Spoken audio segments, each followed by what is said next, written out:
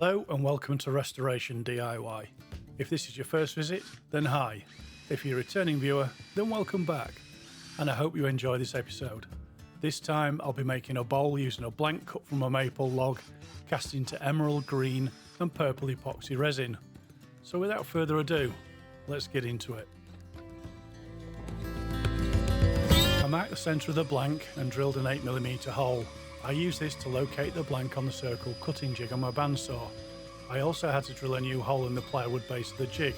This is because I'm using a new casting mould with a smaller diameter. It's hard to see from this angle, but the bandsaw table is tilted at an angle of 30 degrees. Again, this is because I'm using a new casting mould with sloping sides, or more accurately, it's a repurposed kitchen mixing bowl.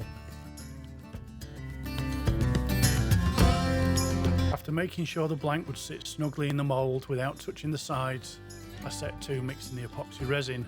I started off mixing 2 batches of emerald green. Same as usual, I used a 2-part resin, 150 grams of part B to 300 grams of part A. As well as the emerald green mica powder, I also added a few drops of fluorescent green alcohol dye to help the colour stand out against the purple resin.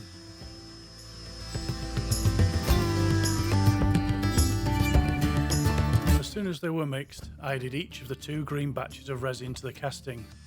This casting was too big to fit inside my vacuum pot, so I had to forego that process on this particular project.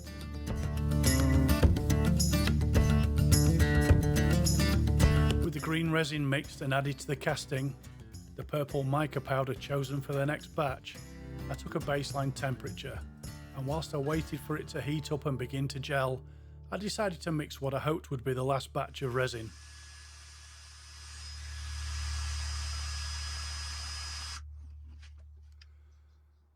I took the temperature of the green resin every couple of minutes.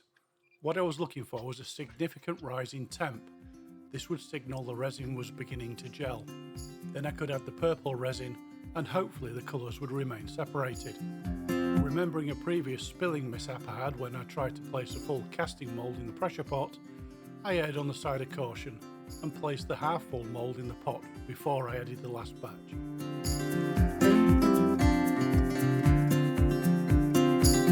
It's worth noting that whilst the theory of letting the first colour begin to gel is sound, actually getting the timing right will take a bit more practice.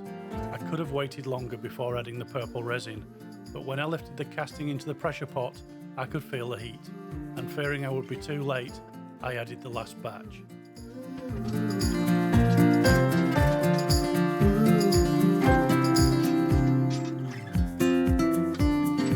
With the pressure pot lid firmly tightened down, I added around 50 to 55 psi and left it overnight to cure.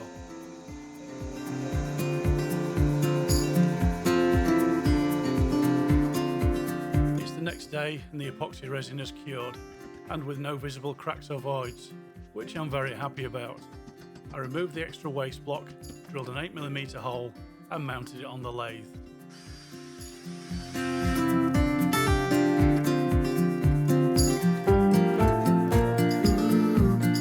When I screwed the blank onto the woodworm screw, I noticed it was not very square, so I lined up the centre of the blank with a tailstock. It still wasn't great, but it did bring it into a better alignment.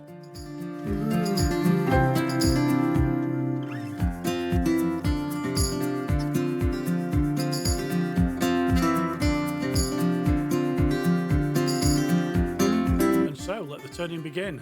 I had to get the blank to round and balanced, so I used the Easy Wood Tools full-size finisher. In the early stages, the lathe was spinning at around 700 RPM, and as it got better balanced, I increased this to around 1000 RPM.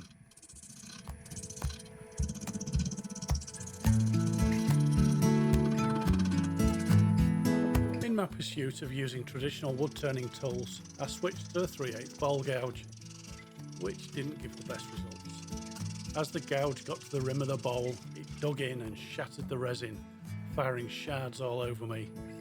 So I quickly went back to the carbide cutter to continue removing material.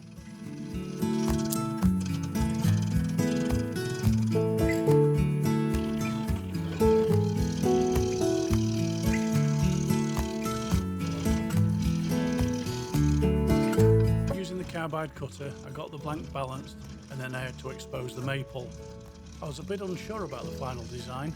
At first I thought about creating a rim that curled over towards the inside of the bowl, but I ended up taking a lot more off the outside, so I settled on a slightly flared rim.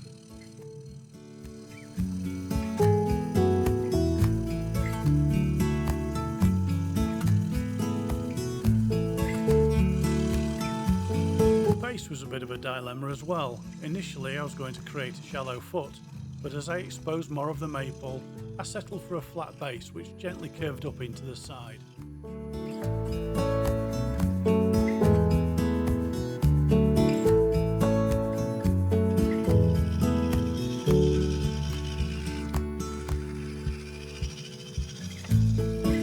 With the basic shape of the base established, I brought out the large negative rake scraper to remove the heavier tool marks. I still wasn't down to the finished surface and I was still playing for the flared rim, but I decided to cut the mortise in the base and come back to finishing the upper section later on.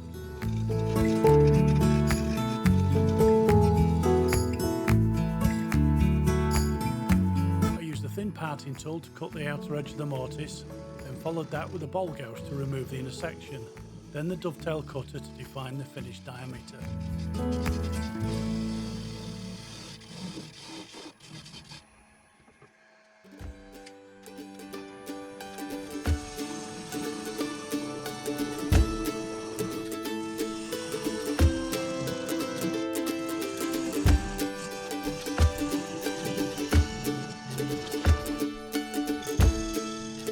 With the mortise cut, I used a 3/8 gouge to shear scrape a dish in the base, so the bowl would sit nicely on the outer edge.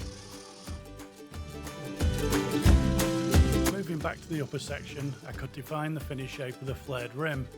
This required me to remove some more material with a carbide cutter to form the undercut.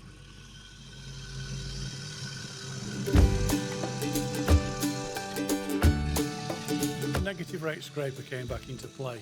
This helped me to define the curves, blending and fairing the surface from the base up into the sides, and then a gentle sweep into the flared rim section. And after a final fine tune with a skew chisel to blend the convex curve from the base into the side, it was time for sanding from 80 to 3000 grit.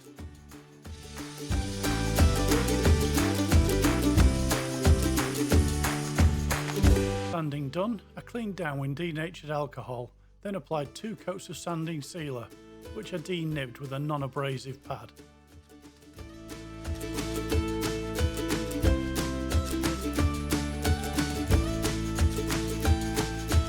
Up next, Yorkshire Grit abrasive paste, just 1 coat, cleaned away with paper towel.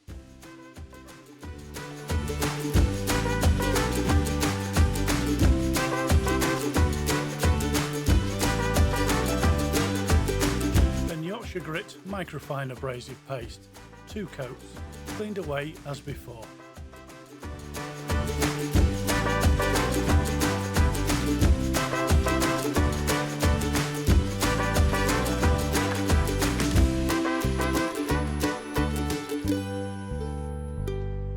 Moving on to the 2 Novus products next. First the fine abrasive paste, cleaned away, then the plastic clean and shine, all polished off with clean paper towel.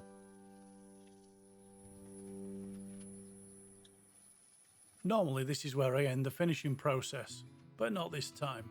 For the maple I used Chestnut Wood Wax 22, 1 coat, and lastly I applied 2 coats of Hampshire Sheen Gloss Finishing Wax.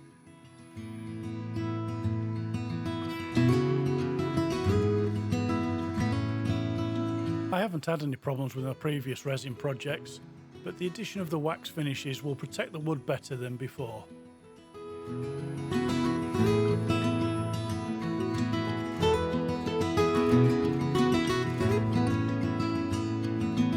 Finishing done, I turned the bowl round and mounted it on the 4-jaw chuck, and I used a tailstock to provide additional support until a lot of the weight had been removed.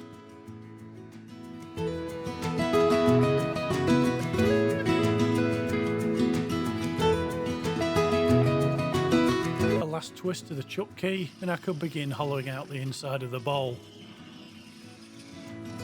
The quick note about the waste block. I used MDF because it's what I had kicking around and I wanted to get rid of it. And I am aware of the dust. So to that end, the extraction behind the lathe is on and I am wearing a Trend Air Shield Pro, which is a full-face battery-powered respirator.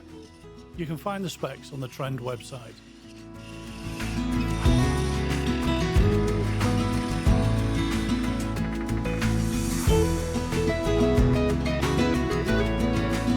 Using the 3/8 bowl gouge, the waste block was easily removed, though I did notice the gouge went dull very quickly, but after a quick resharpen, I removed enough material so that I could just snap off the remaining part and I could get on with shaping the inside of the bowl.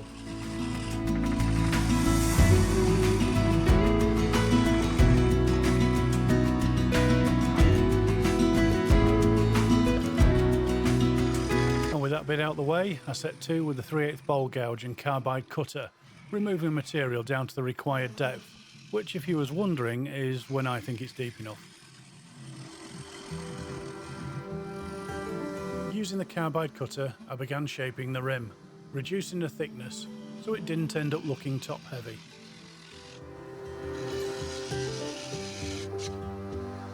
Apart from this catch with a 3/8 bowl gouge, hollowing out was a fairly straightforward process, and the catch was easily fixed with a few passes of the carbide finisher.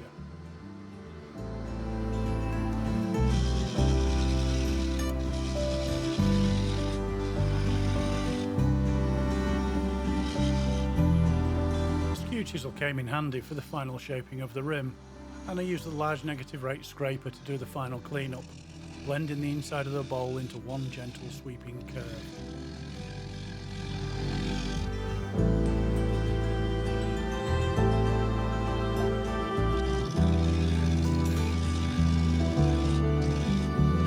Once I was happy with the shape of the inside of the bowl, it was time for sanding, from 80 to 3000 grit.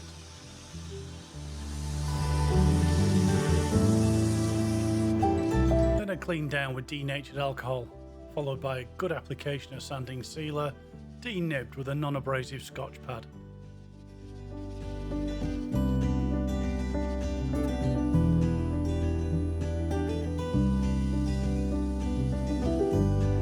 Yorkshire grit, one coat, applied with paper towel and cleaned away until no more residue is being picked up.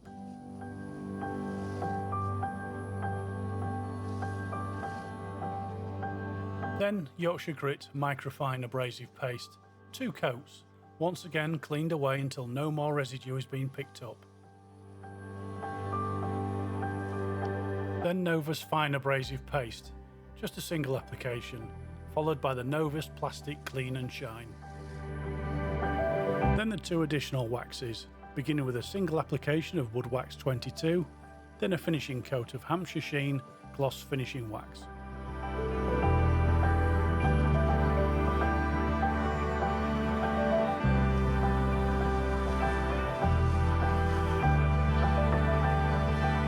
And that's another project finished, and I'm very pleased with this one. The way the green and the purple contrast against the maple, and how the colours have mixed through various shades of blue and violet, for me, make this one stand out.